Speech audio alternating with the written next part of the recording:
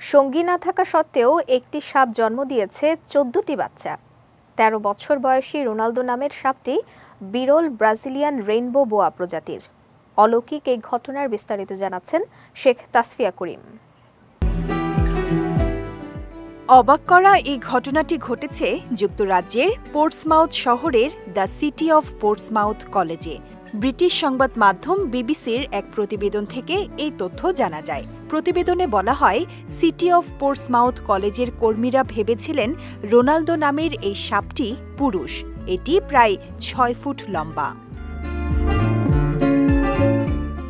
রোনালদোর দেখভালের দায়িত্বে থাকা পোর্টসমাউথ কলেজের টেকনিশিয়ান ও সরীসৃপ বিশেষজ্ঞ পিট কুইনলান নিশ্চিত করে বলেন, তার যত্ন নেওয়া গত ৯ বছরে কোনো পুরুষ সাপের সংস্পর্শে আসেনি রোনালদো। অথচ সে সাপ থেকে ১৪টি বাচ্চার জন্ম নেয়ায় হতবাক হয়েছেন তিনি।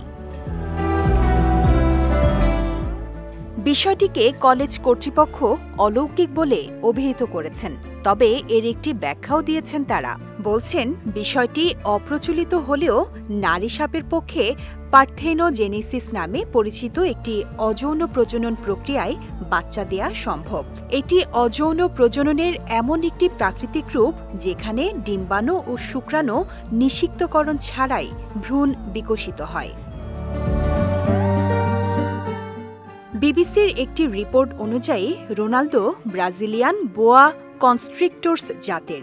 পার্থেনোজেনেসিস এই জাতের মধ্যে অতি বিরল। এর আগে মাত্র ৩ বার ব্রাজিলিয়ান বোয়াদের মধ্যে এই ভার্জিন বার্থ দেখা গিয়েছে। শেখ তাসফিয়া করিম, বিজয় টিভি, নিউজ ডেস্ক।